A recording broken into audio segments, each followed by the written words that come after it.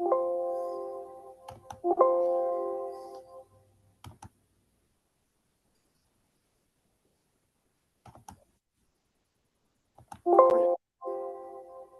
evening, everybody, and welcome to the Town of the Paws special meeting tonight. I'm going to talk, it's kind of be a pretty open and formal discussion around our strategic plan and just kind of get an update and help us sort of move forward for the rest of the year.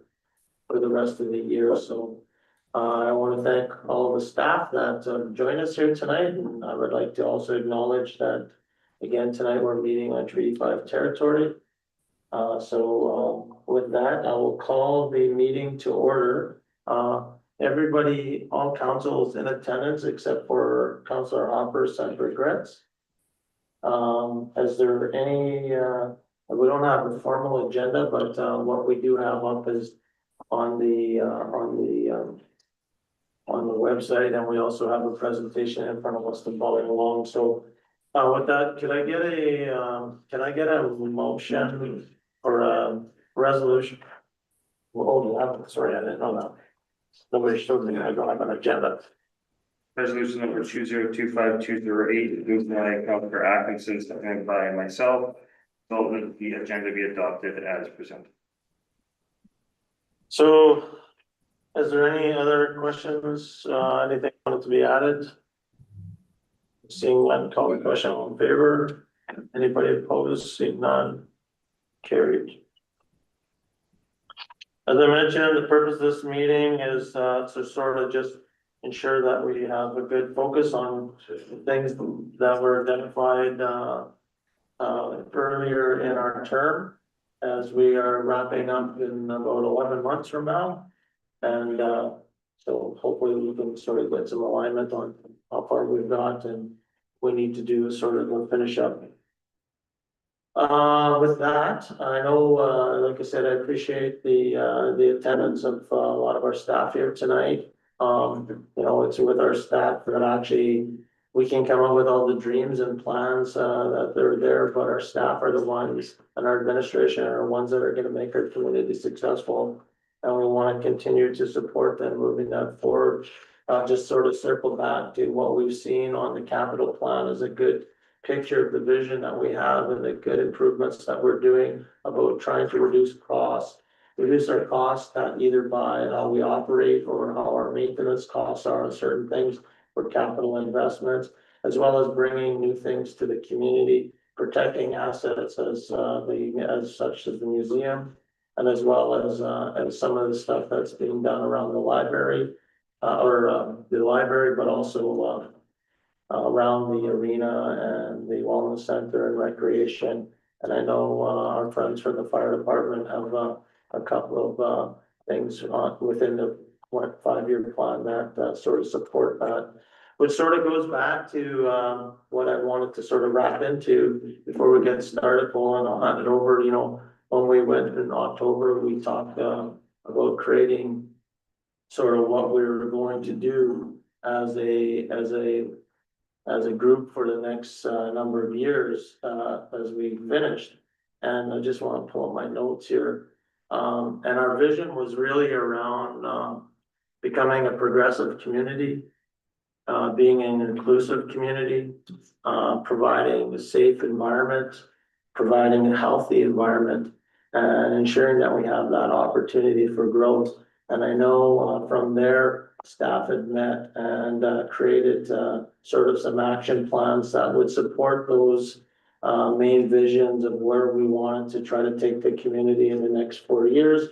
But you know, it's obviously some high vision or high level stuff that I'm sure most people would support those type of agreements anyway. So with that, I will pass that over to yourself, Boa, unless anybody from council has anything to add. Okay. Okay, good afternoon, everyone. We are here to present the strategic plan updates.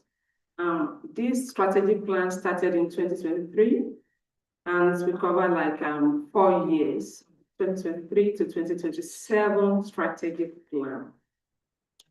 And since the beginning of this plan, as a management, as well as council, we have been working together, and I'll just give a little bit summary of just to echo what Mayor has just said now. Our focus is basically like 4 or 5 things, which is our core values. Truth and reconciliation is one of the main goals of this organization. Economic development, development of our businesses, partnership, and general growth of our community. Safety is a big issue in our community, and this council has been able to approach it. I'm not saying we are 100% safe, but at least we have already added value to the safety in our community, as well as the general well-being. And we also understand that we have to have a good recreational center. The culture is another part that we've worked on. So we are going to explain what we identify and what we've been able to achieve in the past 2 years. Development of our downtown, we all understand the situation of our downtown. So what we have been able to put in place for that. So we are going to summarize everything. In summary, our main goal of this strategic goal is to ensure that the park is a community where everyone has a space to grow as well as to build. So with that will take me to the purpose of the plan. Basically, there are 2 purposes identified for this strategic plan. And the first one is just to ensure that both council as well as staff are working together to achieve the same goal, objective, in order to achieve desired outcome. We understand that as a resident, we have certain level of expectation in terms of services. So we have to make sure that we balance the difference between what we actually want and what we really need in order to be able to sustain our resources. So that will take us to the 6 core values of this plan. The first one is that we should be able, as an organization, people should be able to come and approach us, ask us questions. We should be able to be available to people. So with that, we have been able to improve our availability, access, and residents can easily reach us through so many platforms, right from the email, phone call, come to the office, attend the council meeting. You can even watch online in order to allow the transparency according to the Municipal Act. Physical responsibility of leadership is our big one. As a leader, we know we have a big role to actually display and to deliver. So we have been able to improve the efficient financial decision-making and use of our organizational resources. We understand that truth and reconciliation is important. We have to be in a good relationship with our community. And we've been able to fund both in terms of monetary as well as in kind to improve our collaboration. And a good example is the fire agreement in kind that we just signed with OCN. Aside from that, we have recycling that we are doing together. Aside from that, in early 2024, we organized a blanket exercise to really understand some information that some of us doesn't know. Like I said earlier, safety is a big issue in our community. So this council has been able to create a department, which is an additional department to the organization by having a community safety department. You can reach us, phone us, and we are available anytime. So this is a big one. As we are adding little by little, I believe that we get the term of our safety. Like I said, transparency. You can come to council meeting as a resident, and if you're unable to meet up, watch our videos. Phone us, come to town of the park, ask us questions. We are open. Send us an email. We get back to you within shortest time. There is no way any organization can deliver a result without development. So we do understand this, and as town of the park, we have invested in professional development of all of us, right from the CAO up to the lowest level. So professional development is our main goal, and we actually send some of our managers for leadership training. We pay for their professional development, different webinars, seminars, and so many other things. So based on this core value, that will take me to the strategic objective. So in 2023, council management and the contractor that came, we are able to identify 95 strategic goals, which is objective. And if you look at it, we just want to give a summary of what we have been able to achieve. Each department will present theirs, the number of these goals that we've been able to complete, the one that is ongoing, and the one that is, I will not say it's on hold, they are under review. So together we have 95 identified items, and we've been able to complete 42%. 44% is ongoing, while the 14%, which is 13, is more of under review. And once we get there, we'll be able to understand why we're not been able to do that. And for most of our ongoing projects, most of them are almost done. And all the other projects that we have to be doing annually. So it has to be in that state. So that is why we have that.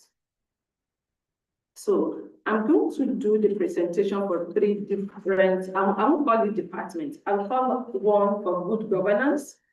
The other one, second one will be basically on administration. And the third one will be the management. So I'll just, each of the manager will give you three slides, one on completed, ongoing, and under review. So the part that we actually identify in 2023 for good governance is the number 1 there is tax sharing. If I get this, sorry. We do, for the good governance, we identify 11 projects together. And in those 11 projects, we have been able to complete 6 out of 11, 3 ongoing, and while the second 2 are under review. The one completed with the 6, and I'll just give a little bit of summary of that. The first one is tax sharing agreement with RM of Kelsey. We've been able to complete this, and we've been able to finish the fire protection agreement, recreation, landfill, as well as land. And this is kind of a project that we have been looking, it's been done like a long time ago, but we have been able to do this. We didn't finish the project alone. We actually developed a template that whosoever is either council or management of this organization, they'll just go there and copy unless you want to change anything. We actually created it up to 2050. Yeah.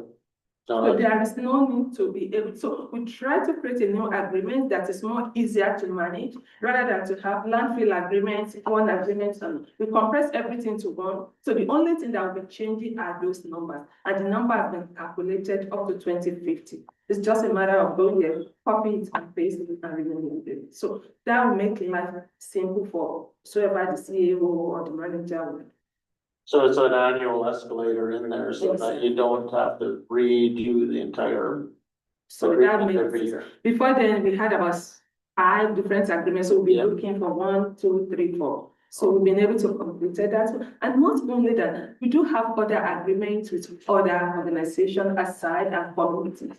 So we've been able to complete about, out of 69 agreements, we've been able to complete, it's just, we only have like 12 agreements that we've not completed. Okay. So the percentage of agreements that we've not completed this moment is 17%. So that was one of our big one, and we actually recognize that. Anyway, the second one will be, we promise to deliver, improve our customer service. And in our object, our goal, we stated that we are going to do a survey. But when you get to the implementation of a project, we change the pattern from, okay, do we really need to develop the survey? And what will be our targets? Do we really have their information? How do we get to the right people? So when we identify that, we find other ways to improve our customer service. The first thing we did is that we introduced training for our front people that actually talk to people most, frontline people. We actually allow them to do some certain of training in order to improve the services. Aside from that, we actually make sure that people are able to reach us irrespective of the category of age. We understand that some people doesn't have access to internet. You can call us. You can send us an email if you don't have access to internet. You can just go to our website and reach us. We will get back to you as soon as possible. You can phone us. We have the regular phone hour from 8:30 to 4:30, or you can call after hour. Come to the office and we'll get back to you. In terms of that, that is how we'll be able to improve our customer services. According to the Municipal Act, I will have to review the procedure by law at least one time during the council. So in the 4 years, we have to review it, and we have been able to review that in 2024. And it's in bylaws 4643, and this was done in June 2024. The Cultural Day, which is the first one, is happened to be one of our strategic goals. We want to connect with different culture in our community, and we've been able to do this.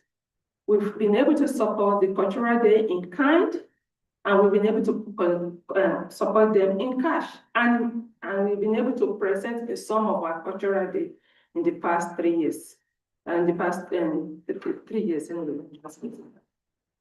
We also promised to work on our safety by developing a community safety ad hoc committee. We are not only developing the ad hoc committee. This council has been able to implement it and have the community safety department. Yeah, just to tie into that, Paul, just to get a little bit more. I also think that we have that interagency committee that was developed that we started last year that has, quite a worldwide reach of people and groups involved in that. I think that really supports that as well. And I think our next meeting will be in January, and we can hopefully start getting some tractions on the community safety wellbeing plan. Yes, thank you. Yeah, you're welcome. So another promise that we made is to be able to increase the council and staff awareness by reviewing our call to action. We've been able to meet with people outside. We've been able to meet with ministers and explain what we really need. Because it will be difficult for somebody who's not here to understand what is happening in the park in Winnipeg. So the presence of council member at AMN and the meeting with ministers, meeting with premier, explain our situation, because our situation in the past is kind of unique. And they got to understand our situation, but they cannot understand our situation by sitting down here or sending them email. I've got to understand that we have to go there and explain our situation to them. We have to let them know what is happening in our healthcare system, our safety. We have to let them know the situation of our EMO, what exactly do we need. So that's, we have been able to improve that, and I hope that we are getting results, but I believe in a couple of years we'll be able to get more results from that.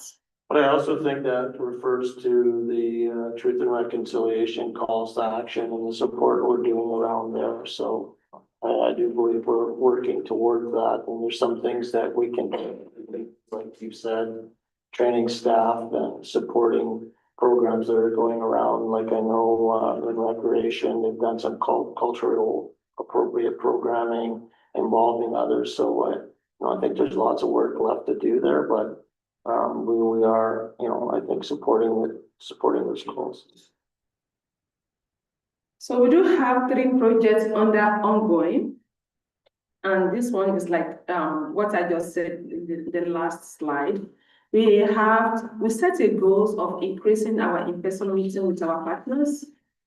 And I believe some council members, if not all, they have been attending different meetings with different organizations. With NRHA, I remember that on a Sharp Object, and for the one you mentioned just now, this interagency one and some other, and we have our representative at Chamber of Commerce, library, museum, and all over. So we have been able to collaborate in terms of partners in order to achieve that. So that is why I categorize that as ongoing projects.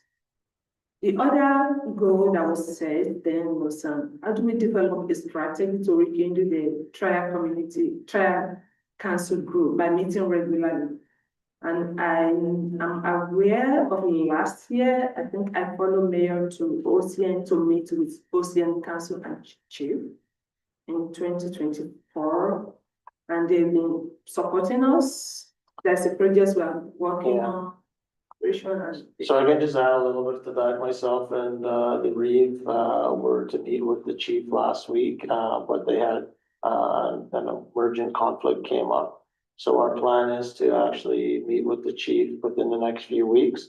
And the idea is to bring back that tri-council. So from speaking with Chief Constant, he's supportive, and I believe we'll be able to get some traction on there.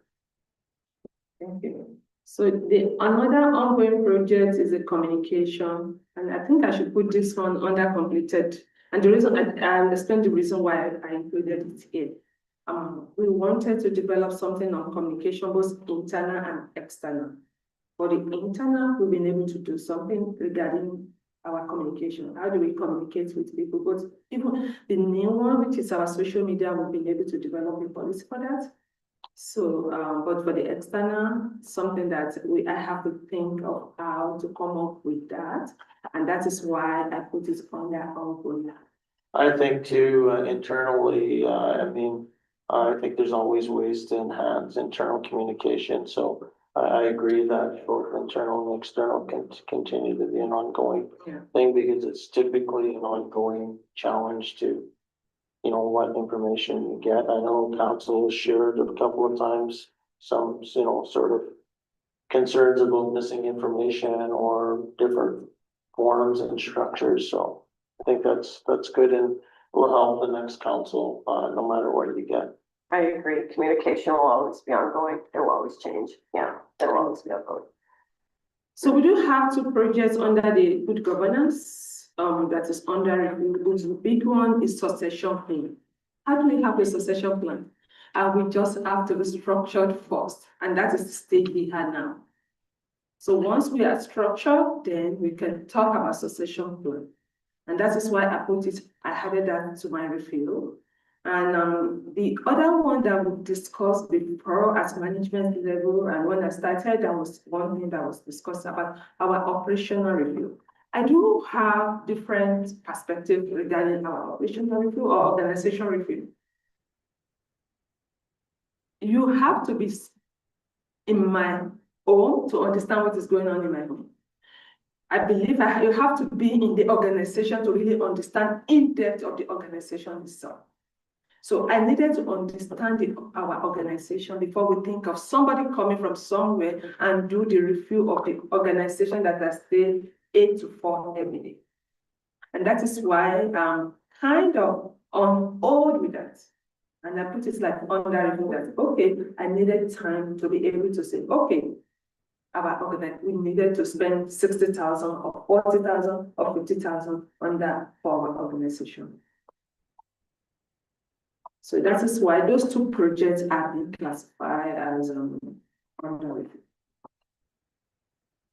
So that will be the end of good governance part. Then I'll go to the administration. For the administration, I have eight goals. 5 were completed, 3 ongoing, and I don't have anything under review. The number one big one that was identified in 2023 was community safety officers. And I've already mentioned that I will not say much on that again. We do have the Department of Community Safety. We have 3 safety officers council invested in that. They have been visible both in our downtown and different in our community in general, and they are still going to be visible for a long time, provided the council on board. What I would say though is with a quotations around completed, I think that completed is that the first phase of this project is completed, but we should be looking at always continually improving there, and what other things do we need, because I wouldn't check it as a start and stop type of project. It's more of we've got to we've got to a milestone and now we should be setting other milestones to continue to grow that group. So the second one under the administration is a grant. We should review and develop the guideline for the use of our grant.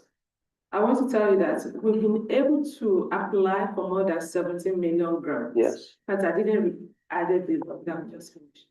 And we've been able to get an approval for almost 10 million grants. and I think that we should really, you as an administration should really fly that flag because you've done a lot of work. People don't see that all the time. And I really, know, I'm sure I'm talking for all council, but appreciate that because it's frustrating when you apply for something, you don't get it. So our success rate, if I calculate, is about 59%.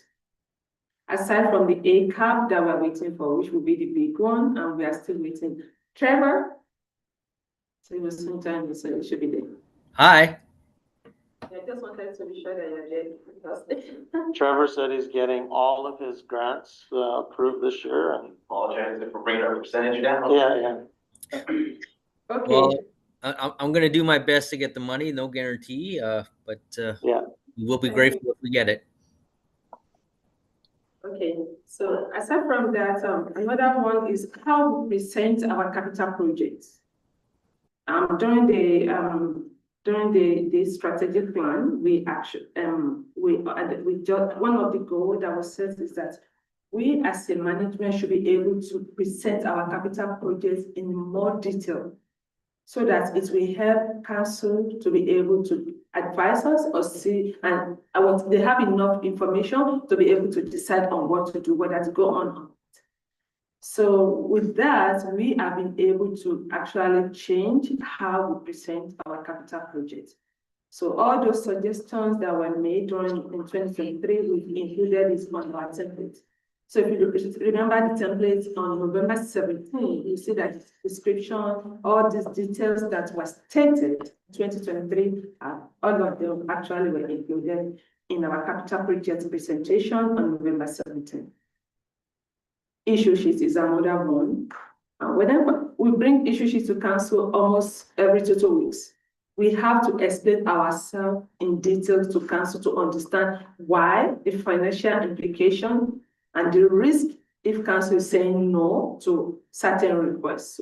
Our issue reports contain like everything, all the details, everything, if this and the correlation with the strategic and with our strategic plan. So we've been able to improve on that.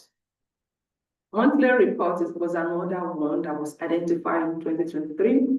Management has been able to provide monthly report to council since 2024 that we started this strategic plan. So I do have 3 projects ongoing for the administration. And one is staff training strategy with the cost and budgets. And this is ongoing. It's something that I will say that, okay, we had training for our staff last year. We are not going to have it in 2026. No, so that's why I just say, okay, let me put it under review. So that's why I put it down here. During the town hall meeting, the main message from the citizen was camera safety. So we've been able to present to council the safety camera capital, one of our capital projects. We are not promising to do it all over town. It's likely going to be on like phase 1, phase 2. So we presented that to council. That's why I put it under review, because we're still waiting for final decision for our 2026 project. There is a program that we started with, there's a certain group from Justice Provincial, which has to do with community safety and well-being. We started this almost 2 years ago, like 18 months. And public will be hearing, seeing the final result before the end of the year. So I think just for council, I believe they'll likely get the actual report Wednesday. So And then it'll come to council, right, Mike? Yes, by next council, I believe they'll come. And then, yeah, then we'll get next council, then you'll get a chance. I believe, correct me if I'm wrong, Mike, but I believe Safer Communities in, or Canadian, whatever the heck they're called, CCEs. They're coming, they're gonna be here at our meeting, at the beginning of the meeting on Monday, the 8th, to sort of just give the final sort of, here's where it's at, and answer any questions. Yeah, they're consistent in meeting with us, the committee, the trial community. They had a survey for the entire community, and the response rate was very good. In fact, they actually recommend that we happen to be like one of the highest response rates. So I think we all need a safer community. So that would take me for the last one should be on the road. So for the general management, so this will be the last part for me before the other manager will start. Implementation of the community safety officer was one of our general one. Clean up the town, make it safe, inviting those, that was the desired result. Like I said, we've not really get to where we wanted to get to, but we've added value. Another project that we promised in 2023 was in our municipal fees. As of 2023, I can't remember the last time this was reviewed, and we've been able to have a new fee schedule, and we received the council approval on April 28, 2025 for that. Then there is another project for the accessibility standard. So we had to do survey, and the survey was done in 2024. I believe our survey was the one that was chosen for the entire place. So we've been able to achieve that. Just to note, Paula, Yes. for the first one though, like the implementation of the community safety officer program. Yes, that part, the implementation of that is completed, but as we said earlier, like community safety is going to be ongoing at all times. Bigger, better, stronger, faster. Okay. One of other projects, other goals that was identified was adding sign with the land acknowledgement to our civic building. It's happened to be one of our projects for 2026, while we are looking for grants for this. So that is why I added that to ongoing projects. And another thing is. Actually, I've seen it on somebody's sign. I can try to remember. I was coming into town on Friday. It's on, I can't remember. It's on somebody's sign up there on the south of town. Just outside of town. Right. So I will continue to improve on our bylaw, increasing the enforcement. This year, we've been able to enforce our bylaw in terms of some properties that will be able to improve that area. And we've been able to, I don't have the exact number for how much we've been able to improve the revenue, but we've done like great job in that area. So, I'm praising myself and I'm praising the manager, so. It would be nice, I think it's been asked a couple times to, I mean, what I think anyways, I think council can disagree too, but, that we get a little bit more details on that on a monthly basis on what activities actually happen. So that there's some visibility to, whether people are being issued tickets or letters, or I know there's a lot of work going on that. But I think the community only sees what they see. So I think if we brought something ahead on that, some sort of scorecard would be helpful. So, thank you. Another goal that was identified, it was regarding our policy. We've been able to develop some policies, the social media procurement one, which is still under review, cell phone, vehicle policy, and some other policy in the last 2 years. And HR is working hard on this. How many policies would you say, like, Robert, like, you know, that would be a good thing as well at the year end here to have an understanding of how many policies were actually updated, refreshed, reviewed with management. Because that's a key thing, management has to follow the policy, so. You know, if you're doing a policy review at every management meeting. You know, it's just a good continuous improvement. And there is something else that is not that it's just part of the policies bylaw.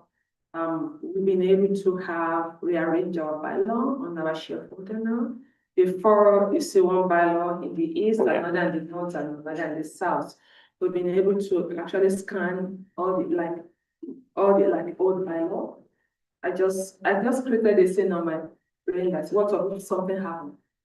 We should be able to have something, documents online and have access to that. So we've been able to digitalize that and have a folder. I've not really added it, but it's somewhere. I have a folder now that I have the archive one, the active one, the inactive. But sometimes we'll be looking at the same bylaw and you look at, oh, this one is no more, we have another bylaw. So we've already categorized everything. So I just added that. So then review acts and regulation of added to tax and underlined and as well as we can. I think we've been able to have in the applicants and underlined bylaw. What we are working on now is more enforcement of that. There are some property in town that we need to enforce our bylaw. Then the other one, the last one under the ongoing is our EMO. Our EMO, we have to have our yearly reports, and we are working on 2026 reports now, which due by the end of the year. So that will be coming to council. And I really want to thank the fire department for organizing the emergency for all the management as well as the safety department. Shortly before the fire incident, that really helped us during the wildfire incident. Okay, for the under review, this project was identified as Osborne Betty Bridges. So this was identified in 2023, and we are still waiting for input from one organization in town to be able to know what to do and how to move forward, because they have to give us direction. Yeah. It's not something that will take direction to come. Just as a note, her name is spelled incorrectly. And that will be the end for the governance, administration, as well as the management part for our strategy goal for 4 years. Any questions for me before I go to the next one? Any questions, council? So we Just to have, follow up on their work, is there, if this is going to get posted online, we should get her name corrected before you post it. okay, It's the last name. okay. Spelled incorrectly. Okay. Any other council good question? So we have, Councilor Marsh? There's lots to say, but no question. It's a review, no, it's a review right now, so. Anything, Councilor Forster?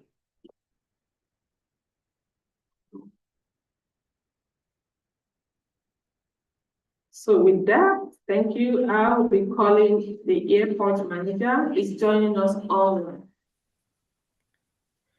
Good evening, everybody, and thank you for your time.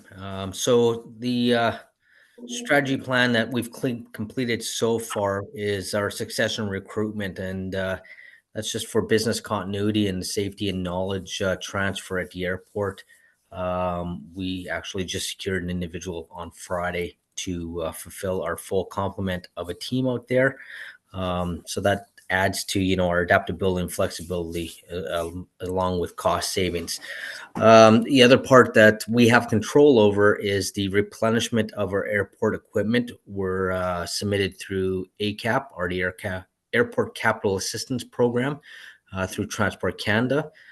We are just waiting for a decision from them whether they're going to fund it or not. Again, the reason we put it complete is because it's within our control of completion. The equipment, we bought a new de-icer to increase our customer experience, the reliability and efficiency of our airport, and dependability of it being available at all times, especially during inclement weather. Successfully replaced a piece of equipment with a multi-use mower, baggage cart. It has a scoop on it, so small areas of snow removal. Again, that's just to increase our safety and compliance and the customer experience, not only on the air side, but also on the ground side where, people park their cars, the car rental, and anybody else who uses the airport. Next slide, please. And then following along the lines of the equipment replenishment is the airfield electrical. I think we touched on this earlier, just about some of the monies if we get awarded. This is a $3.6 million contract that we've submitted to Transport, again, within our control. We're just waiting for them to approve it on their end. And we won't know about this project till March. But again, this ties into the safety, compliance, and the reliability. Also is a big driver for the airport, because the potential is there to lower the minimums based off the lights that we get installed, which means aircraft can get in when visibility is a little bit lower. Airport terminal upgrades ongoing here is we're looking at not only funding some of it ourselves, but also through Efficiency Manitoba. Looking at we do have, just so I can be clear, is we do have a current, assessment from Efficiency Manitoba. They had to go back and add another one of our hangars in there. So what this would look like is 75% of the cost of the lights would be covered through Efficiency Manitoba, and then the airport would be responsible for the 25%. On the last assessment that I saw, the project was going to be about $14,000, and we'd only have to pay 25% of that. That would cover all the lights in the terminal building, 3 hangars, and our maintenance shop. So I'm just waiting for them to come back with a final report or an adjustment to what their other assessment was. So that's for the interior lighting. We've also been working on a flooring replacement, just due to the age and of our current flooring there. And then we've also looked at maybe some siding or something a little bit more flexible and not as I guess staff driven to take care of through painting and whatever that would look like. Again, that's to enhance the appetite of our building, make it a little more presentable, and then also give us a little bit more ability to have maintenance-free environment there. Trevor, just one quick question. Did you have mentioned anything about the airport signage and entrance ways? Where is that at? That's also part of this, the airport building upgrade. It's tied in. All that signage is tied in there. So the outside signage at the physical terminal building is in design or concept phase with a local high school. They're going to come back with some renderings of what that would look like. That's great. Yeah, out by the road. I mean, that would just be a standard sign. That's just going to come down to a decision of what we want to put out there. Yeah, I just remember, I don't know, my memory is good, just super short. I thought that we talked about some idea out there. There was some idea about some sign or something. But that was, Yeah. that was the sign that we ended up putting up by, No Frills, with no possibility. Possibly, it could have been used out there, but this is Okay. where it is, where it needs to be. Yeah, because right now what we're kind of looking at, especially in the terminal building, is like a stainless steel with LED lights behind it, so it would glow off the back, siding that we may be putting up. So, that it illuminates itself and it would look really sharp as you drive into the airport. Well, we want our visitor experience to be as positive as possible when they get off the plane and walk through the building. And the last time I had been in there, it was in like an office building. So, working with I know the museum was trying to get something out there too. That would be very helpful. Yeah, no, we're going to work with whoever we can to enhance the optics of that building. Okay, next slide, please. Under review is, and this is a project going into next year about a pavement assessment. Again, the pavement assessment will be based off of a submission to the Airport Capital Assistance Program for transport to fund this program. If this one was successful, and I don't know if I was put a percentage to it, probably 50-50, but this is probably about a $10 to $15 million project to get all our surfaces rehabilitated. We will have in the budget for 2026 the area in front of the Babcock hangar to find a solution to fix or repair in the temporary. We went through 2 contractors and they both walked away last minute last year. So we're hoping to find someone that will give us a feasible option to fix that. And again, that again comes back to our core tenant, and our customer experience from Babcock or the government in Manitoba. Trevor, can you just update me too? I remember you mentioned about that seating that we had a line on. I know was that canceled or we didn't get it or? No, and thank you for bringing that up. So what had happened is we were getting that seating for free from the Winnipeg Airport Authority. Now their new furniture that came in, and they came in September, they've had some manufacturer defects. So they actually put all that new furniture into their hold rooms with the intent of distributing what was there already, to such places that like our airport. Unfortunately, the defect, they had to remove all the new stuff out of the hold room and put the old stuff back until the manufacturer replaces it or repairs all the units. It was a welding issue that was causing the safety concern. Do we see that happening in 2026 or do we need to plan to refresh the seating in our building out of our own expenses or through a grant? Yeah, no, another great question. No, it will happen in 2026 because manufacturer has been put on notice. Okay, perfect. Thanks. Anything else, Trevor? Nothing at the moment, unless anyone has questions.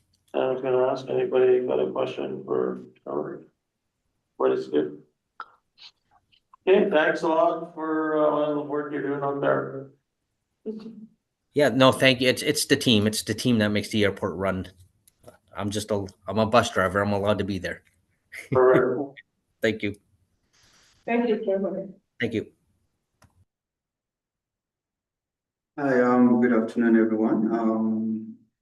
This is the strategic report update from the Human Resource Department. I would like to start by saying that for my department, there's really no completed project. Everything is always ongoing because it's really a department that manages everything every year. So under the completed project, we have the revival of the annual employee recognition event, which in my knowledge has been a thing in the past, but for some reasons, there's been no consistency. So this year we've been able to have at least three employee recognition events. There was one organized for the airport, another one organized for the fire department, and also there was another one for all the employees, and I'm aware that it was held at the arena. Another thing that was sort of an accomplishment for the department is how we've been able to attract talent across everywhere in Canada. We've been able to fill our strategic positions, especially in the public works and engineering department.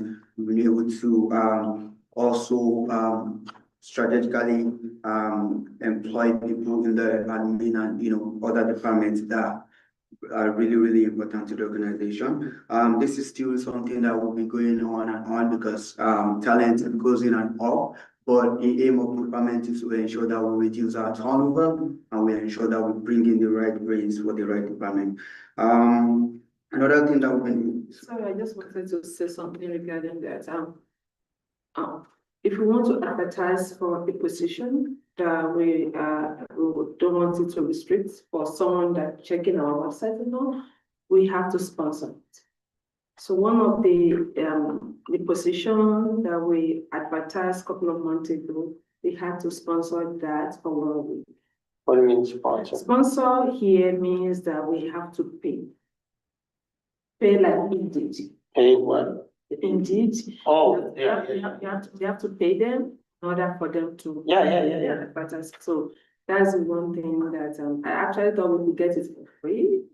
So we pay that just for certain period. Yeah. I would note that during that period, the response we receive actually became like more. Yeah. That's amazing. Awesome, do business. That happened to be engineering department, so that was a good this for us. The cost is still there, but we have to do what we have to do in order to get what we're looking for. Just out of curiosity, what is the cost of a week of Indeed?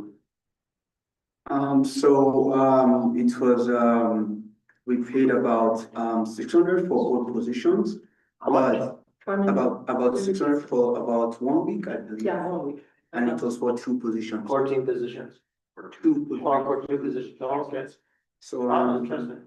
and thanks for bringing that up. So yes, because one of the things that we identified was that we were having low visibilities when it comes to attracting, candidates, and we were limited to people that really know our town and all of that. So one of the ways we actually did improve that was also to attend a job fair in Winnipeg with the assistant municipal superintendent, and we were there to tell people about the town of the Par, and we were able to get other applicants to apply. So yes, promotion was one of the ways that we helped to solve that problem. Another thing that we were able to do was to do a comprehensive and employee classification and identification review, because one of the challenges that we face with also the payroll, the HR and the payroll, they work collaboratively. So the employee classification has been something that's been, a big of challenge. So we've been able to ensure that we align everything in a way that it has to accurately help with the payroll processing and future system migration that may happen. So we've been able to ensure that every employee's job title has been properly assigned and aligned, and we don't have to have so much issues with that. So the next slide is going to be showing the ongoing, and like I said, our project is non-stop. So the first on the list is the HRS implementation, which we did a presentation of that about 2 weeks ago. And that is to streamline the HR process and improve our employee experiences. Employee training and development is also something that is currently going to be ongoing. There's a need to retrain and always retrain our employees. And the aim is to increase our workforce capability, support compliance, and strengthen our the goal for succession planning. Also, job descriptions. For some reasons, many of our job descriptions has not been updated in a long time, which is something that has been going on, and we've been able to update about 20 job descriptions, which include, and there are still some ongoing because there may be some changes every year. For example, at the arena, there was a change from the Manitoba, the government of Manitoba creating, they were able to break down the arena operator position into ICE facility. So these are the things that happen every year. So that's why I said these are projects that will be ongoing as on needed basis. So you updated 20, how many positions would there be in the municipality? So I don't currently have the actual numbers because we don't have a system that gives that number. But as many of the times, what I do is to look at the essential positions and I review them and I update the description so that they align. We recently just did about two last week as well. So, but when we have a system, this system will help to report all the positions that we have within the organizations. All the employees will be able to have actual, data report on the turnover and everything. Does every position in the municipality have a job description? Yes, everyone does. Yeah, all of them does. The HR and payroll process optimization. This is also aligned with the implementation of the HIRS. Currently, a lot of our processes are manual, but we are working towards ensuring that most of the processes are optimized and they'll improve the collaboration of the HR and the payroll.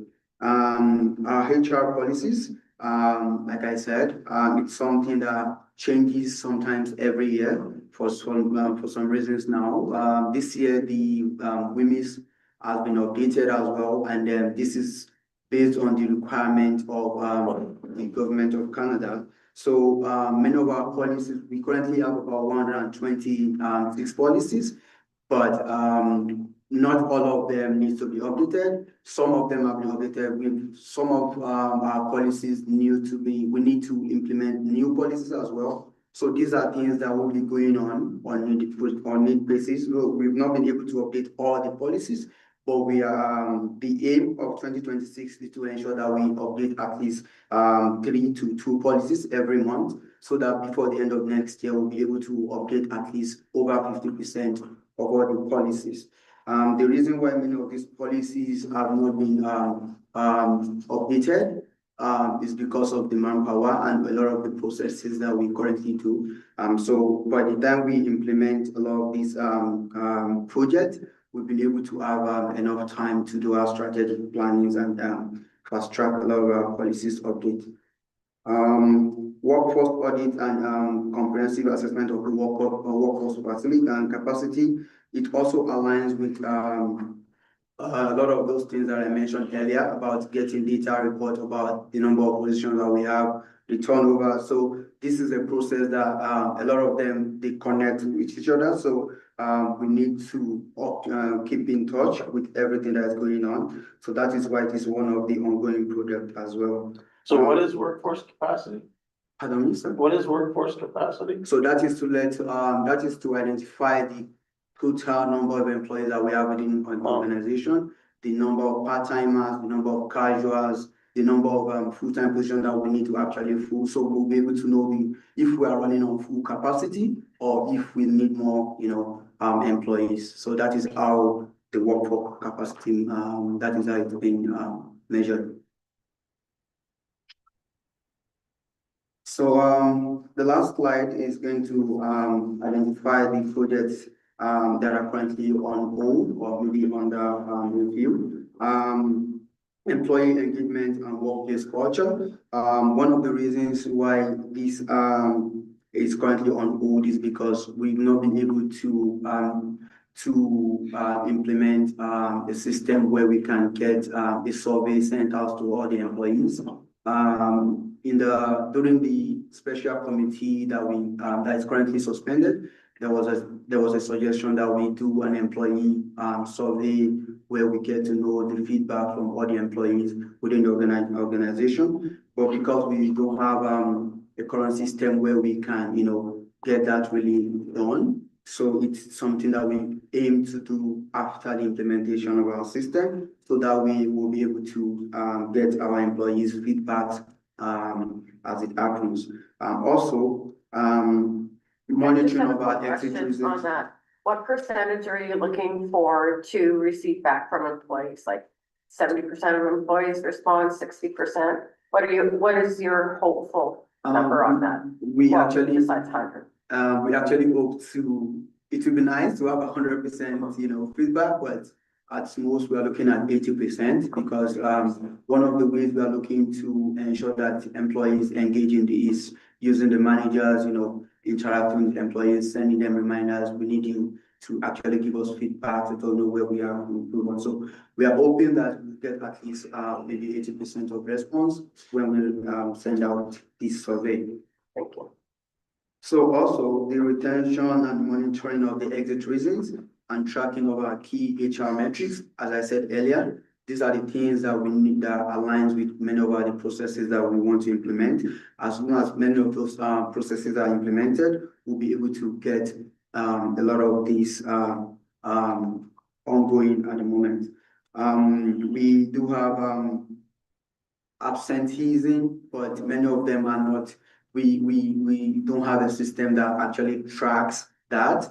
Many of them are actually being tracked using the payroll and the pay slip, which sometimes doesn't give the actual information that we need, but it gives the estimate.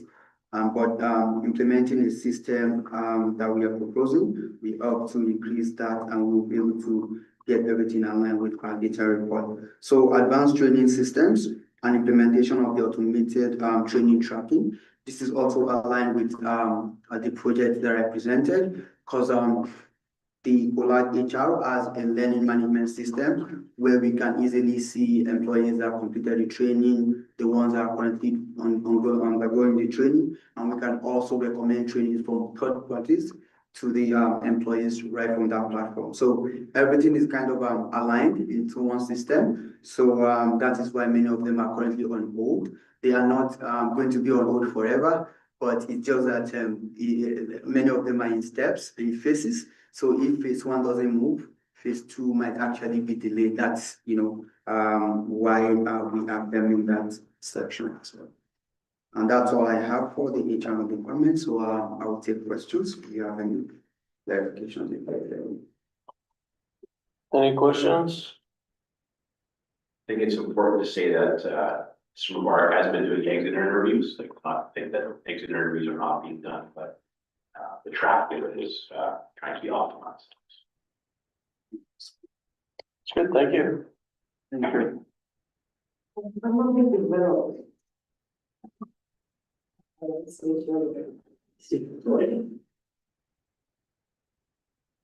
Yeah, a lot of this projects, some of them being completed in the last 2 years up until now.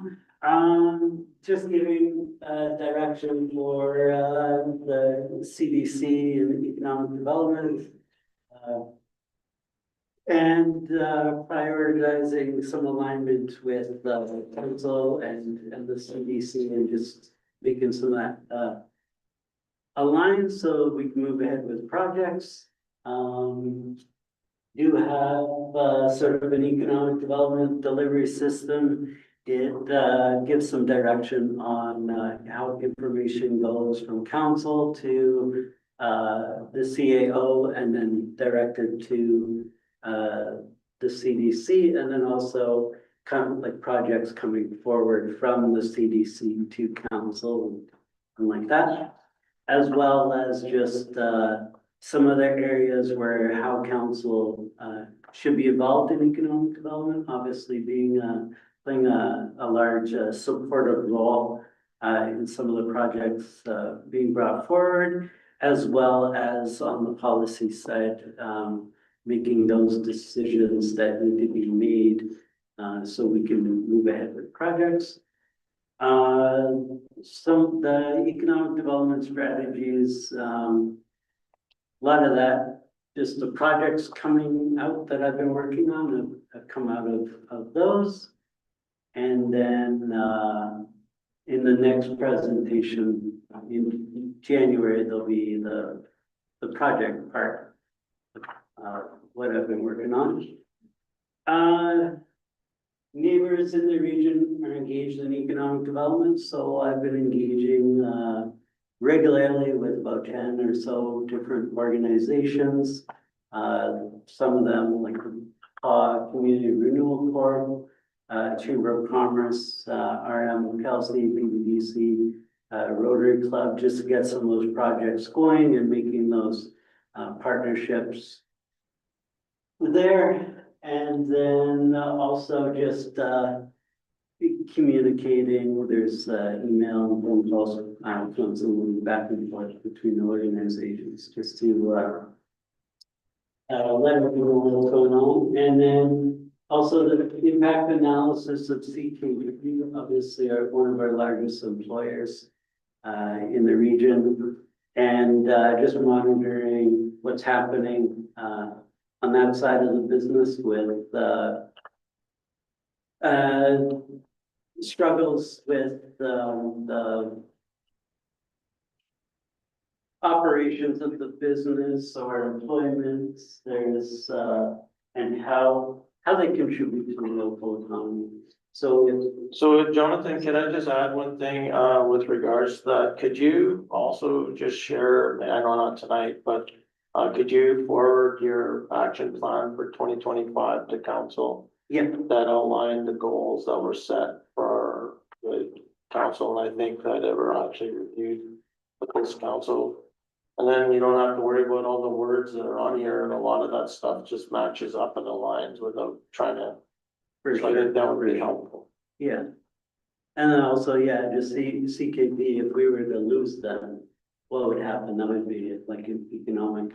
Well, I think I don't like talking like that. I think that what we have to do is continue what we have to do to support them. It's pretty simple that if you lose $30 million in payroll, that's gonna be a significant impact on them. Whether it's CKP, healthcare, the rail, any of those type of businesses, so.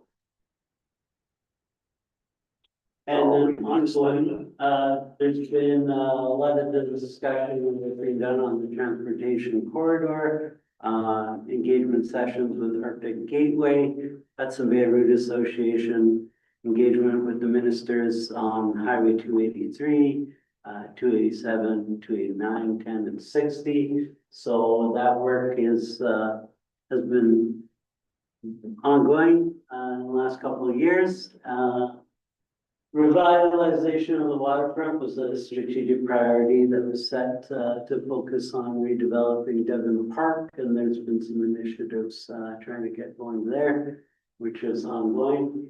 And then also big thing is their community's changing and just keeping up with all the different activities going on, different cultural groups. Immigration is a big part of our community now. So there's been discussions on like the Filipino community starting up their own organization, the East Indian community, of development of a cultural center or a hall or some sort of space like that so they can have. And then other things like that. There's new food businesses in town, cultural foods. We'll be seeing an international food store pop up. So some of those things just ongoing, newcomers being involved in businesses and wanting to live and stay in the community. Under review or on hold, so some of the other priorities with immigration and some of the other projects I've been working on. I did have a plan to do the investment readiness work later this fall, so I've sort of been putting off until the start of 2026, and then we could see some more benchmarks and strategic planning happening moving forward, as well as some more business attraction and investment strategies there. And then there is one that was identified just to map out all our government services, identify some of the gaps that we need in the community if we're not being provided that, or if some of the services can be improved. Just coming up with ideas on how we can engage with the government, engage with the government organizations and bring those services here. Anybody have any questions? I don't have a question, kind of a statement. For the business need assessment, Cedar Lake partnership with UCN last year. If you choose to, you can reach out to Cedar Lake and find out the results of that. Or you can find it on their website. And post it for We have none. a year. Okay.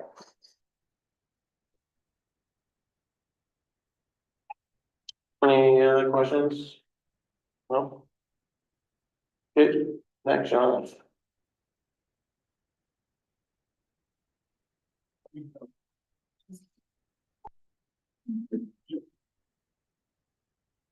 Alright, I so, always love your book. yeah. And it just reminds me of a museum guy, would have a book like that. I think that's what Indiana Jones has. Yeah, yeah, You sell them? I like it. Now, these are special order just for the director, so, Okay. From museum managers. yeah. Okay, so, for the Sam Muller Museum, I won't take up too much of your time here. So first I'll talk about completed projects. Obviously, the first one is the plans for the redesign, of the museum. That was in 2024. The next one here, is the temporary gallery improvements.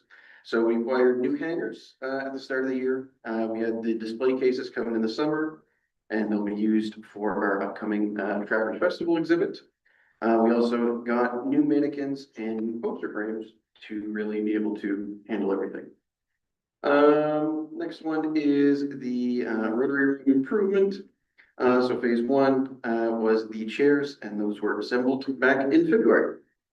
The last one there is the collection storage improvement. The new freezer is at the museum.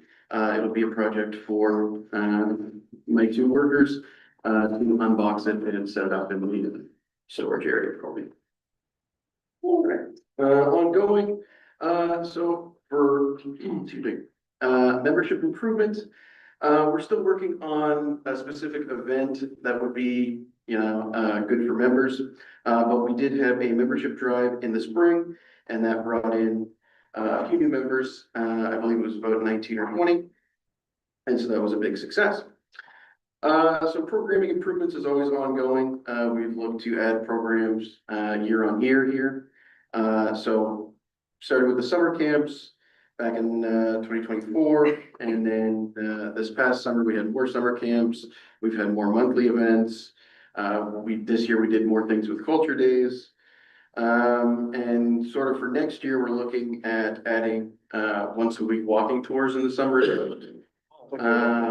And producing more educational materials, and also with this new exhibit schedule, for example, we're hoping that that brings in more people as well. So for the phase two of the phase two of the rotary room improvement is the new tables. So we did just receive confirmation from the Rotary Club, and thank you for their generosity. I'll be visiting them tomorrow for the little photo op, but they've contributed towards the table project for us as well. That's awesome. And we also have, just if you go ahead, I've got the offsite displays. So the last one is the offsite displays. So it was on sort of on hold under review, but now that we have this new education and programming coordinator who's really gung ho about it.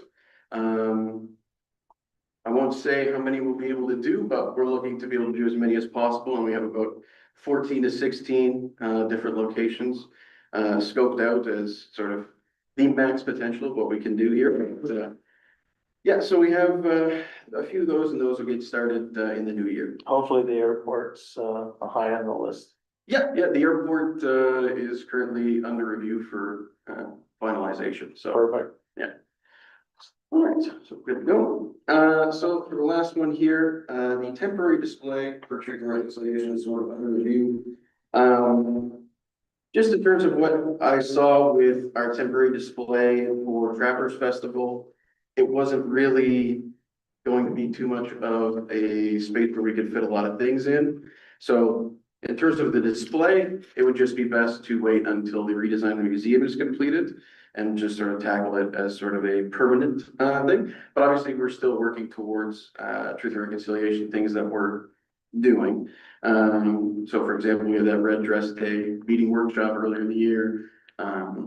Last summer, so not this past summer, excuse me, in 2020. We had an Indigenous student working on research regarding truth and reconciliation as well. So we've done little things here and there that we can do. And then obviously under review is the redesign of the interior of the museum, and that was discussed at Capitol, but yes, we were rejected from the grant application. Yeah, so that was to do that redesign and like, it was like 300 or $400,000, right? Yeah. So I know that, I think this came up in our budget when because there was a portion that the municipality had to put forward, and when we put that money forward in our budget, does it actually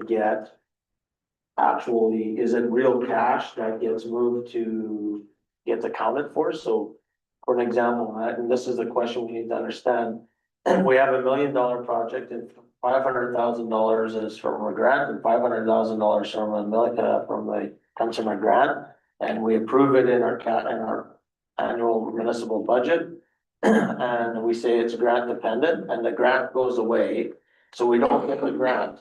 Is that $500,000 cash accounted for in the budget that made up the tax rate? And if it is, then it needs to move to a reserve because we've already paid for it for taxes and it doesn't get accounted for in general taxation. And then the next time that we go forward with it, it means that we have put that money in reserve already and there's less stress on us to actually go after it, so that the next investment might only be $500,000. So that's what I think is important for us to understand in our budgeting process, and what came up was, because I think, I believe council was pretty adamant that we needed to do something there to maintain that asset, and this is one of the critical issues.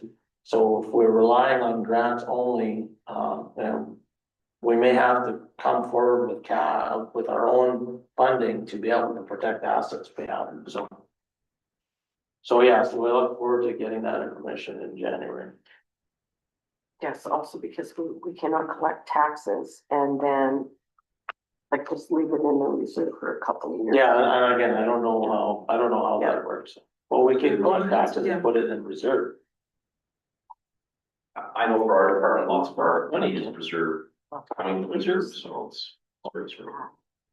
Has to be collected for the purpose of a reserve. Exactly. Just collect taxes and say, well, we didn't use it, but let's put it over here. You know, we can't, flush funds. no, exactly, but that's what I'm saying, just for our public to understand, if we budgeted to have X number of dollars to go to this museum rebuild, and that's what the municipality signed off on, then if the grant doesn't come forward, that portion of funds that were collected were earmarked for that.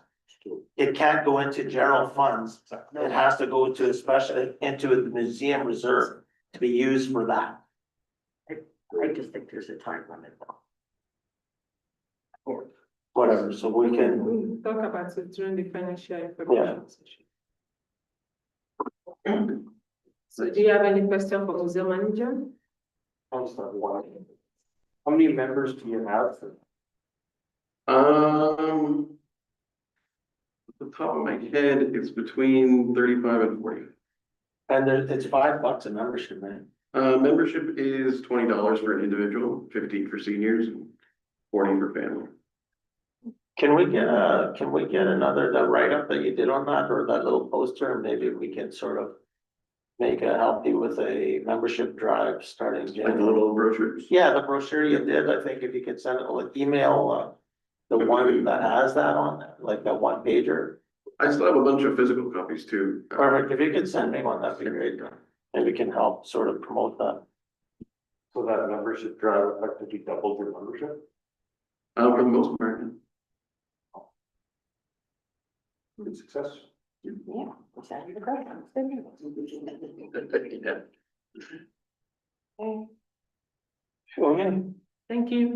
Thank you. So the next one will be community safety manager. Thank you.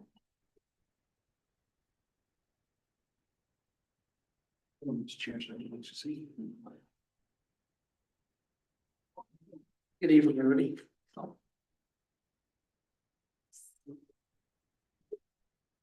Okay, to start off, we're gonna do a strategy.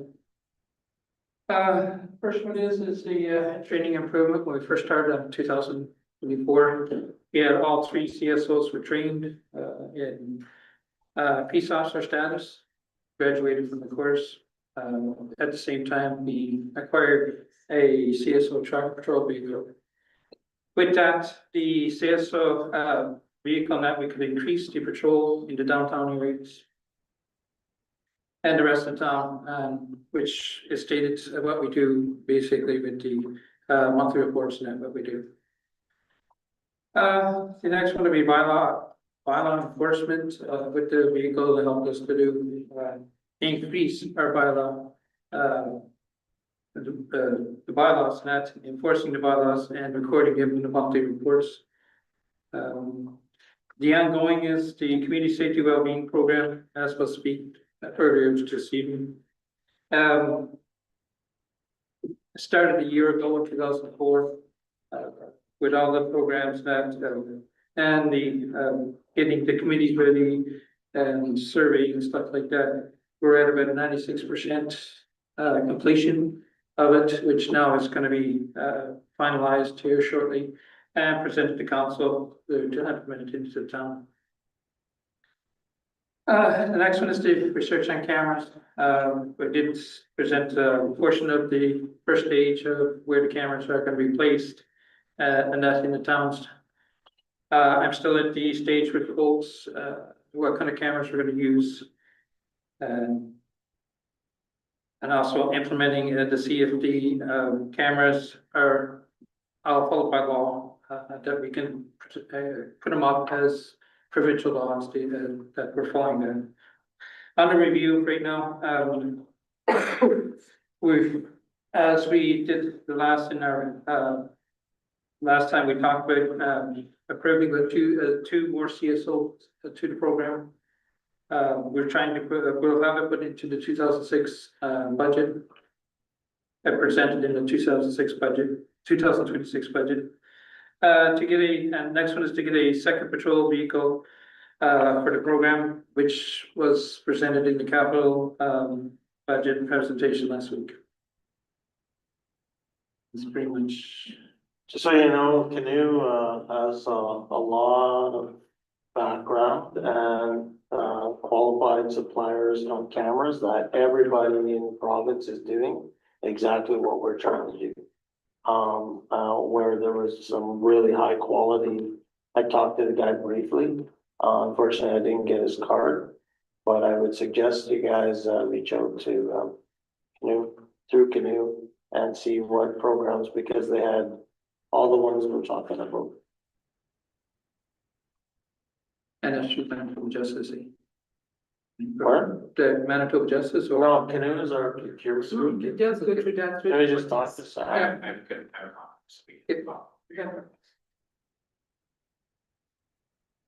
Any question for city manager? So, yeah. I'm gonna ask, I'm just gonna have a chat. Are you hoping that the community safety wellbeing program will help develop some initiatives for the CSO program? Cause I feel like we haven't really had a strategy for the CSOs other than go out and drive around. So are you hoping that a true strategy will be developed from that program? Well, or working hand in hand separate? with the CSWB program, yes, that there's some programs will come out of it coincide with the community safety program.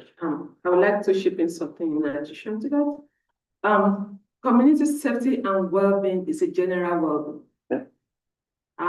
It's going to be for the entire community, even though if the council approves under the operational budget, it's going to be in the part, like sit in this organization, meaning that we needed someone to coordinate that. The next question is council looking into investing into that? Because it goes beyond community safety department. If it's going to be there in that department, we need a coordinator. We have to look at the feasibility Are we going to look at the part-time or full-time or something around that? And if we do have access to certain amount of grant, which is kind of around 60,000. And we've already applied for another federal grant through the FCM, right? About 120,000. The question is this: if we suppose we get both grants, it's going to be a one-time grant. Now, what happened to the coming year subsequently? So those are the areas that we might need to look into during our operational and see how we are going to implement this. It's a big program. And I believe I don't have any manager that will be able to effectively coordinate that. So if we are going to look into that, I would recommend to be under the working together with CSO, getting some reporting done. There are so many things that they are doing at the community safety that are not reported. So if he or she or whatever that's in that department be able to give us the report, working in conjunction with different partners and coordinate entire safety department as well as general well-being. The manager will still be in charge of the technical part, but it will be like somebody that will be communicating everything under safety and be reporting to council. That's big picture. My question is simply, will this report simply give us the framework to develop some impact strategies? Because again, I feel like our program hasn't had that yet. Again, we can have many conversations where you're like, well, I'm not sure if we should be doing this, we should be doing that. I'm hoping it'll help us develop a strategy where it's this portion from that. That's all I'm asking.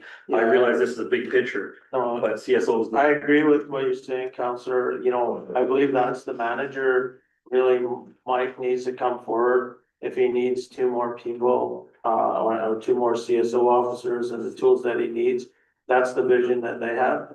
Keep in mind that that community safety well-being plan will have parts of it that could be directly CSO activities, but those 6 pillars are pretty high level on high and big items, if you guys remember. And remember that constellation model of governance where they were talking about, you know, we have this big group, we have all these things that touch a whole bunch of other organizations.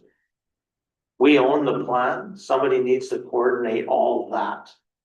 So I think it's like 2 things. The community safety well-being plan is one thing, but what Councillor Manich is asking, which I agree, we also need that. What's the CSO's vision, 2026, and how they're gonna operate, because adding 2 people and another truck to drive around, if that's what we believe is happening, might help a bit, but I'm not sure it's a good investment. Yeah, the vision needs to come to justify those 2 new people exactly. and the vehicle to say, this is our vision and this is how we'll accomplish it by having an increased workforce. Yeah. And I don't think we've had a true strategy defined yet as our CSO program. I said, you have only been around 19 months, but you wait 19 months, we should have some. Well, we're idea using, where we're going. just so, you know, when we think about when we just started, we used the actual framework from Justice based on what we agreed to sort of develop that. In conjunction with, you know, a bylaw enforcement officer that we, you know, supposedly had in the past, that we were supposed to pick up some of those duties as well. I think working with Mulberry, we really need to have strong structure around the job description, the position function. So we have good clear roles and responsibilities, as Councillor Manich is mentioning, but especially with the new person in there. But then having that, what's the returns for that investment as we've been talking about? So I agree. I think that it'll be interesting, like I know what the RCAO is talking about, that part-time or that person that can support this program. I personally believe, and probably being a little bit closer to this plan, that we need somebody that's gonna own that. And it can't sit on the side of Mike's desk or the side of Bola's desk. Because if it does, it goes back to what we said during our last presentation from them. We don't want a program or a report or a study that sits on the shelf of Clark's desk. And it's gonna take the right person to drive that process, to coordinate those things. And when you look at all the other things that we've got going on in our community, that interagency group, I know me and Mike sit on that. This is a great opportunity because there's a lot of horsepower and a lot of organizations and a lot of agencies in that meeting where this person from Mike's group or from the town's group could help organize subcommittees of individuals to meet some of these objectives, so. Yeah, I think it's, I think there's a lot of work to do, but I know that's a long way of saying, yeah, I agree. Like, we also need a strategy for the community safety officers. But let's not hang our hat on the city, community safety wellbeing, but to give us that, but.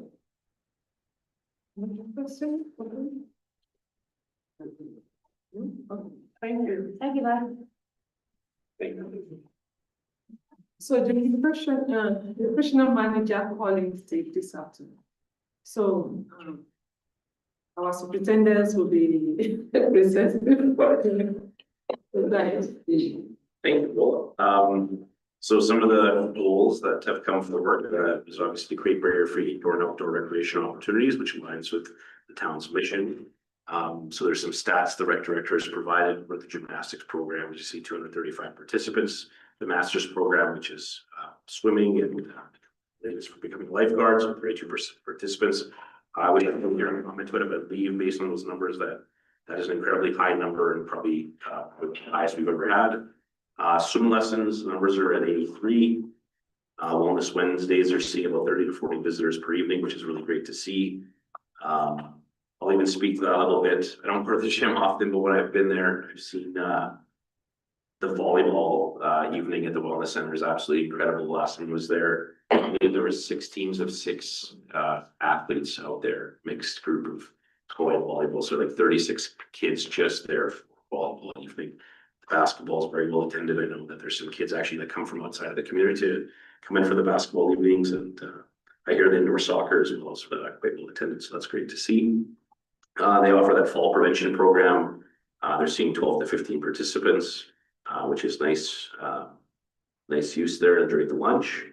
We received a grant for $100,000 towards the rubberizing tennis/basketball court, which we're going to turn the old skate park into pickleball and sort of spruce that whole area up, and that'll be a carryover project into 2026.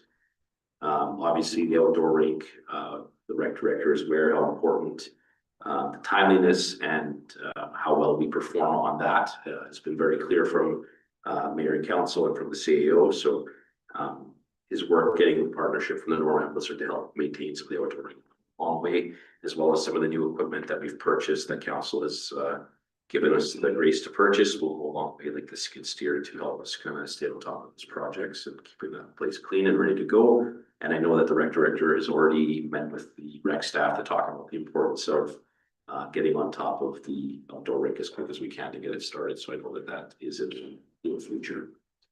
Sorry, I just wanted to ask one thing, just because it was mentioned, and I'm sorry for not getting over there, I should have, but did the asphalt get laid for that area? No. It didn't get laid, so they only removed some of the structures and that was it? Yeah, they were supposed to come back at the same time and they were gonna fix the repairs to the wellness park, and there was some part of them to repair. It got too wet, and when they came to scope it, had they driven their equipment either from the wellness there or through, it just completely destroyed it. Because that answers the other question, because we had asked Kelsey, when she was here talking about it, doing the asphalt this year and then adding the rubberization next year. We were asking, when does the warranty begin then? Because the asphalt only had 1 year warranty and then the rubberization had 2 year. When did it begin? And now that answers that question. We don't have to worry about it now. Correct, yeah, that's a very good point. Yeah, you guys brought that up.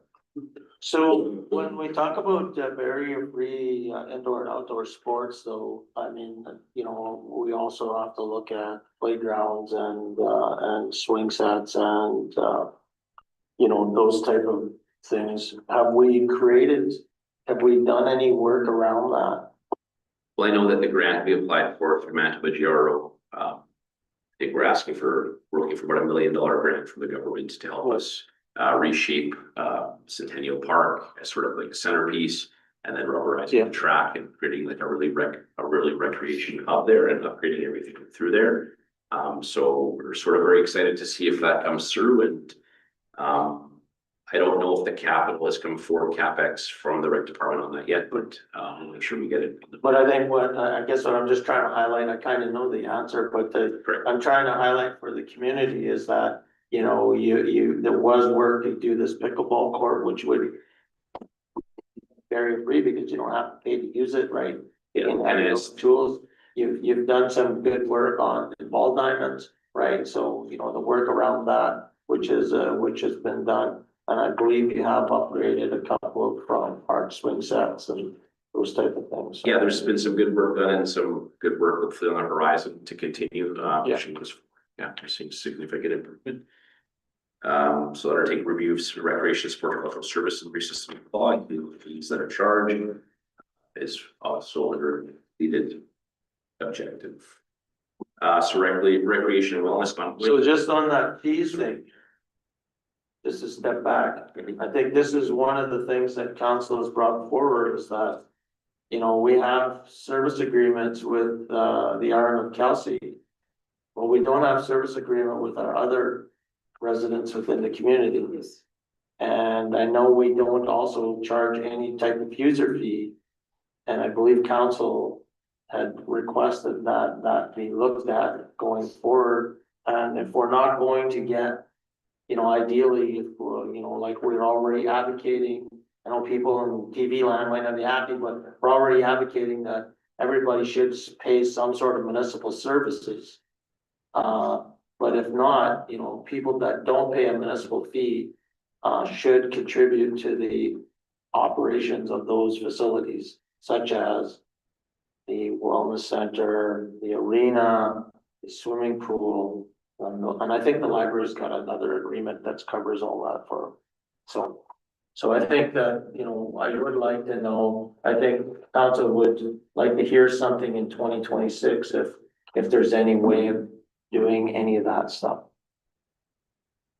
One thing I know you guys are, sorry, go ahead. Should be. Once we get it. I know one thing, that we saw some decline in the pool usage. And maybe if you guys are meeting with chief and council, maybe trying to get the ball rolling and potentially some swimming lessons. Oh, sure. Looking at, you know, just putting that idea out there. I think a community like ours we're a lake community where we have the river through the community. So in terms of safety for children in our community, in our region, I think swimming lessons are a very important life skill. And so maybe opening that door for discussion. I thought actually that Joey Ross and the schools actually did continue the swimming programs. Joe Ross has, but in town, it's all publicly or. Oh, I knew the privately town, funded. yeah, I knew the town. This is basically found out completely. Yeah, I think from a safety perspective for the children of the region, I think it's. but what I'm saying is that we're talking about meeting with chief and council, we can bring that on there, but I thought, my understanding was that as Councilor Manage had mentioned, that KSD didn't have funding to move forward with that, was looking for help. But I thought that Joey Ross continued to have swimming programs. I could be wrong. I thought there was some. So, yeah, no, we'll follow up on it.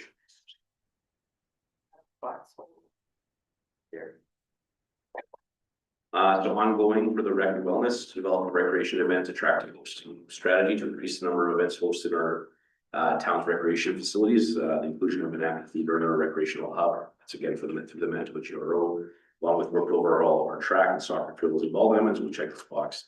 And it's forever. I can definitely say that the stadium lighting and the improvements to Reno One, we've seen a lot of use of Reno One inside of just the ball diamond baseball or snow pitch league. So that's been wonderful to see. Under review is undertake recreation sports club needs wants assessment. So given that there's significant participation in the surveys, this will give the department a clear view of what the citizens of Powell want to see, allow us to focus on those requests and potentially carry forward some of most of what community wants to see done. So, good job. I see engagement is first important today. I know Councillor Hopper's not in the room, but just why I'm looking at my phone is he's actually online. He did get locked in because of a broken vehicle at the lake. That's why he's not here. So he is watching. That's why I looked at my phone. He just wanted to say hi to Tanvir. Brian also wanted us to make sure we state that some of the success the volleyball teams have been having is probably related to wellness sciences. The high school. Beautiful. So it's my now. Yeah. Any other question? Any questions for me that I can't maybe answer? No, I think that, like we mentioned, you know, we want to reduce crime in communities. We create programs through recreation to involve our youth into barrier-free activities, keep them involved, so I think it's a great investment that we continue to do. So thank you. So public works. Yeah, I said a few notes tonight while we were sort of presenting and listening to everybody speak. I don't think enough appreciation is given to our CAO, maybe necessarily in all the agreements that she's worked on, that she's completed and reviewed. I think that's something that's been a big challenge for us. But I think it's something that deserves some more recognition. The extra dollars we see coming into the community and into our offers, I think is important. So again, I just want to thank the CEO for that. The equipment, so Public Works, we have a kind of our strategic plan is not sort of like other departments, because a lot of what we do is always strategic, we'll say. But again, council giving us the dollars to buy the equipment we need to be able to be more efficient, more effective, plays a huge role in that. It might not be sort of visible in the presentation, but I just want to make sure I made those things, and also some of the structural changes that you guys have made to how we do our business, I think have been important. I remember when I first started and everyone's election presentation was completely different on different formats and different setups, and it never really made any sense. So appreciate the work of the mayor council as well as our CF4 sort of standardizing stuff. So thank you guys for that. So let's jump back to 2024. Road improvements, paving was our major strategic plan. So if you guys recall, we did 2nd Street between Fisher and Bell Avenue and Ridley Avenue as well. It was about a $1.2 million, $1.3 million paving project. In 2025, we completed Cook Avenue between 1st Street and 3rd, Campbell between St. Godard Cathedral, St. Godard between McDonald and Campbell, and obviously the center parking lot, which actually was a carryover from 2024 to get completed. And sort of just a nice little touch on improving the road. So as a whole, another 1.3 million there. So just in the last several years, we spent about $2.5 million of paving and about $1 million the year before. So in the last 3-4 years, we're looking at $3 to $4 million plus in just paving. I think the residents of the community are, you know, we're always not going to agree on what streets need to be done, but I think the sentiment is going in the right direction. The road improvements have become significant. So I'm looking at our strategic plan, our asset management plan, doing $3 to $4 million in paving. What number do you know off the top of your head? And if you don't, we can do it at our next meeting or a couple meetings from now. But it would be interesting for the community to understand what $3 to $4 million has done to the impact of the backlog of work. So like the paving deficit, we'll call it, or whatever. Yeah. We can work on getting a good number for that, but. Because I believe it's in the $40 or $50 million range of work that's been needed. Yeah, I think, even more than that, but that sounds probably close to that realm. So we have a long way to go, but I think we've made some good progress on some of the key areas through town. So we'll just continue to improve that. This will always be sort of this will never sort of stop. Most of our progress in public works will be on. Yeah, and I don't mean to downplay what the work that everybody's doing now, but I just want to make sure that people understand that, you know, it's not, there's a lot of work that needs to still be done, and so for this council coming up or the next council that comes in, don't think that, you know, you can't, you're gonna still have to continue the budget a couple $1 million a year to just maintain what you have. Yeah, absolutely. We'll get caught up for years of not fixing anything. Absolutely. So sort of in light of that, in 2026, we'll be working on some targeted patching. This is the Bagshaw, Reader, Traeger area. So historically, Bagshaw, Traeger, Lamans are some of the streets that have been really problematic in our community. We'll continue improving our roadways, on this board for patching. These will be strategically placed to improve driver comfort and service drainage. And again, so some other 2026 strategic plans that we've sort of come up as well, or we'd like to do some succession planning at the water treatment plant. This will be something that we'll bring forward the next council meeting to discuss. Continued phase integration of operations specialist position at Public Works. Again, this was a position that council allowed us to hire and bring on. We've already seen a significant impact from this position, and we want to continue to work to be more creative in the integration of this position, but also continue to see the improvements that it's creating for Public Works and our offices. We would like to implement data-driven technologies and it aids us in decision-making process to improve both utilities and Public Works Department. This is a little bit what we talked about during our CapEx capital presentation with the data collectors and leak detection technology, and all the information that we'd like to get through GPS and fleet assessments. Water pressure improvement and water conservation, ongoing thing that we want to work on, again, reducing leaks in our system, inevitably improve pressure, but also having target areas for looping systems and the extending system for future development and current development requirements potentially. Putting a lot of work into our landfill expansion, the design and engineering phase. Obviously, to remind the public, we did receive a $4.2 million grant for this. We're working on a federal grant as well to see. We're waiting to still hear back on one, and we're trying to find another grant to kind of offset some of those costs. We'll be doing some test holes here still this winter with our plan for the year, hopefully, or early new year. It's pretty swampy back there, so lift across the ground would be a good thing. And obviously, another really impactful project is the Regional Arts, Culture and Learning Center, formerly the Lido for those at home, towards finding a solution there and bringing something back to the community. So Sam, what do you, like, for your water services board right now, what kind of requests do you have in for that? So we have 4 projects that we've submitted. The water services board is what again?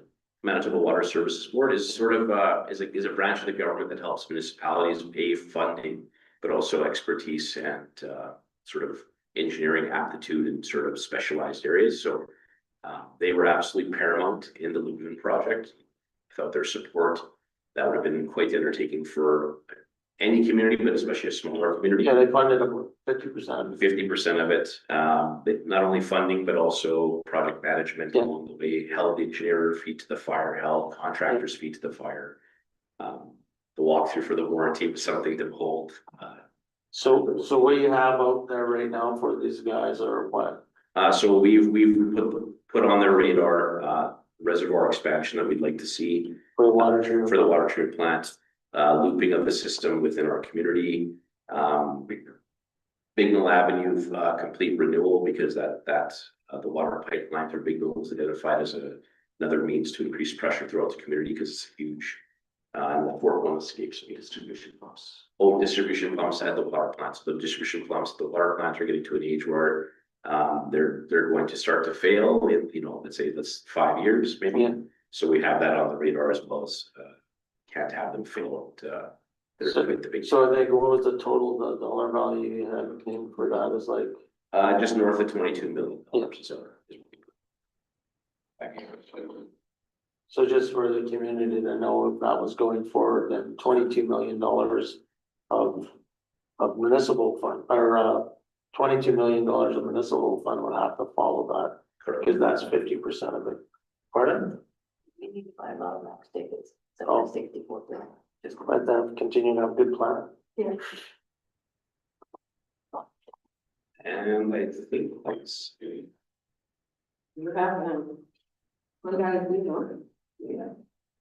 I think one's under the review. I would hope that we've got a plan for that asset management program that we've invested in. We, use that information and keep it refreshed, especially with our new engineering assistant, Ash, where he can really start implementing that and using it for as a decision-making tool.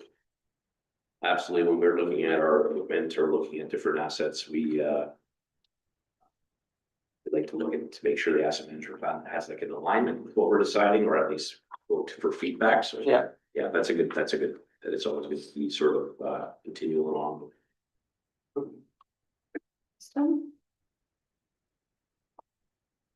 Thank you.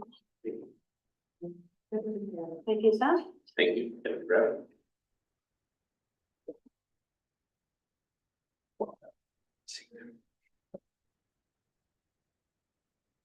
Good evening. So for completed projects, mutual aid agreement has been signed. Been working really well with OCN for the past little bit. They're coming out on training, joining our level 1 training as well.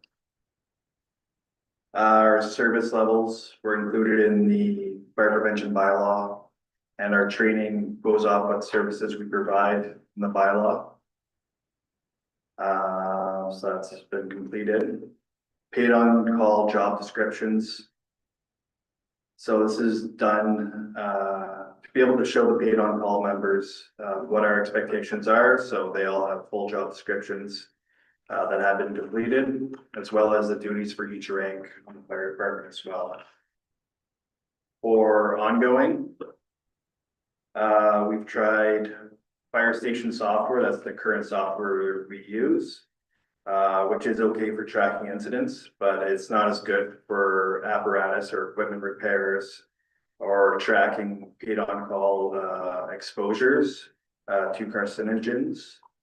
So we found another software that's currently used by a couple of departments in the province. And that's been included in the 2026 operating budget. Budget funding. So this is always an ongoing project for us. Cost of equipment, manpower, PPE continues to go up, as well as repairs on older apparatus. So we try to be mindful. We're not trying to get the best things, top of the line things. We're just trying to get the things that we require for our job. Standard operating guidelines. The old ones needed a bit of an update. It takes a lot of time to update. These guidelines are pretty extensive. So we're about halfway done with the updates for our guidelines. It's a relatively long process because once they're written, kind of have a couple discussions with the officers. Then once everyone's kind of in agreement, they are then signed off and then brought forward to the members. Health and safety. So it's within our standard operating guidelines. That is also linked with town hall policies, but since we have more than 20 employees, we're required to have our own committee. So that's been started and we meet monthly. There's also exposure forms provided to each member so they can fill out each call so they can keep track of their own exposures to carcinogens.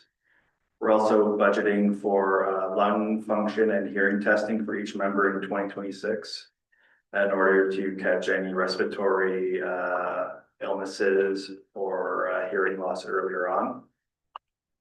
Shouldn't that be all captured through, if they're employees of the town of Depaul, shouldn't that be a town of Depaul actual function, doing annual hearing tests, the nature of health function? Yeah, and health monitoring. I don't, yeah, fire department thing solely. So I would suggest that if we're considering doing those type of things, it should be a standardized, my suggestion would be, you would think it would be a standardized program coming from the municipal administration. And, you know, with annual hearing tests, I believe that needs to be done within the municipality as well.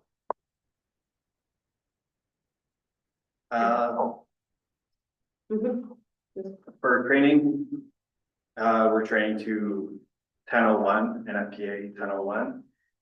That's the same standard as all other fire departments. So we're training to the same standard as Brandon, Winnipeg, Regina. We do the same job, but we're not full-time. Our training's done in-house and our annual training plan copies our job performance requirements of 1001, level 1 and 2.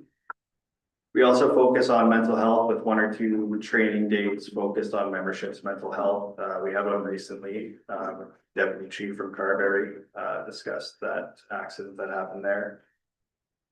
If members want to continue their education through MESC, we encourage them, as any course through MESC is free of charge. The only thing that we pay for is hotel rooms and travel. Some of those courses are pretty expensive, so it's good that we get them free. We're currently looking at different online training as well, different types of training, so VR training, such as pump panels and pump panel simulators, just to reduce the risk of damaging any of our equipment that could cost a lot of money, especially for pump replacement. And recruitment and retention. So we have changed our approach to recruitment and retention, as we should be talking more about retention than recruitment. So we're fully staffed. We have 30 paid on-call firefighters right now.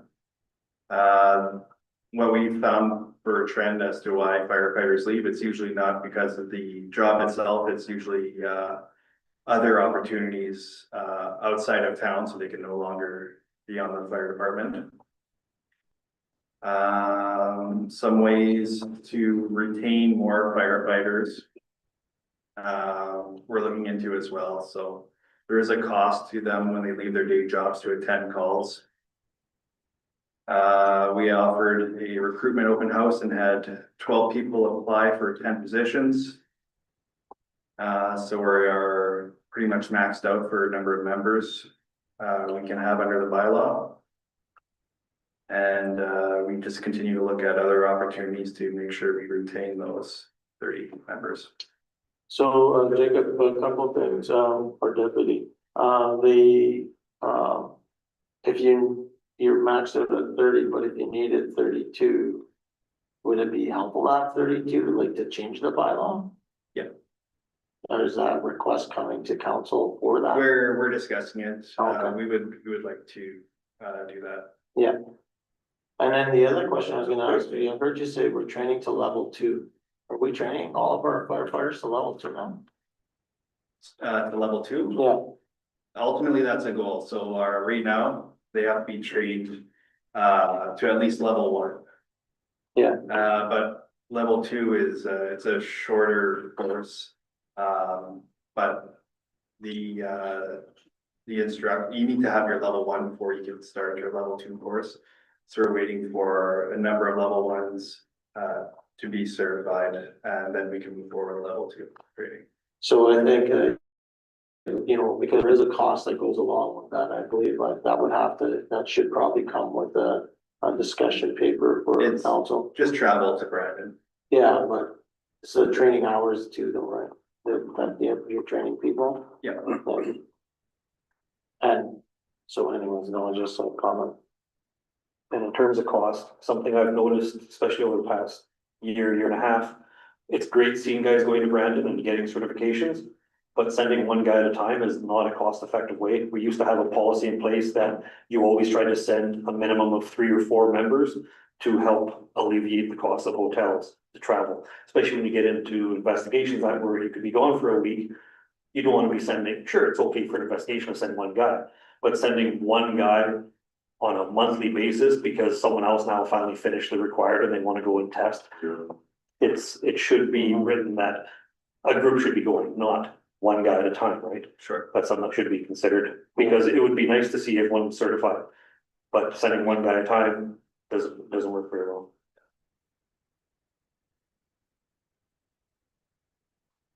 Okay, well, thank you for everything you guys are doing.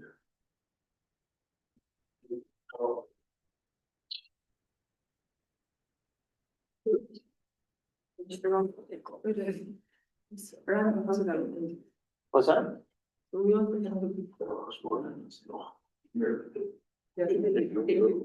So are we done? This presentation? Yes, that's the last one. Okay, so I just want a couple of closing comments. No, there's been a lot of work done, obviously, and it's great to see this. I think one of the couple of takeaways I would say is that we should be seeing an update on these type of things, at least once a quarter. And for the community, for the administration, they should be looking at this, at least once a month. I also think there, would be helpful if we had some clear measurables, to the goals. So when you look at the HMC report, there is some clear, measurements on whether we're progressing or not, so we can really hang our hat on things, and it's not just, oh yeah, we're doing this and we're doing that sort of stuff. And the final thing I would add is that there's a lot of other important stuff, that's on the strategic plan that I would suggest, council look at. One of the things that we didn't talk about is the finance stuff, or the financial area, especially around, tax incremented financing, tax, equalization, those type of activities. So, I know, we should really not lose track of that for the next 11 months, so. I just wanted to make one comment as well. I appreciate everyone being here tonight. Although for the sake of efficiency, in the future, if we were to do this again, we probably won't in our timeframe. But this is something that could have been done probably by an email. Realistically, again, it could have been more of a question period. We could have had this document, reviewed it, and then came with questions. Because ultimately, most of you as managers just presented what we already were given in writing. So we could streamline that process and not take up as much of your time in an evening and just have a question answer period. But I do know you guys just wanted to come here and be with us tonight, and I appreciate that, because I'm always here to be with you guys. in the crowd? Yeah, no, I've never seen, I've seen every, well, except for Mike, or Jonathan, but the Well, rest. Jonathan was sleeping, I think, most of the time. No, thank you very much. As always, anybody from, the community has any questions, please reach out to our staff. Reach out to the office. As Bola has mentioned earlier, we are trying to be as transparent and helpful as possible while providing excellent customer service. So thank you. Thank you. With that, call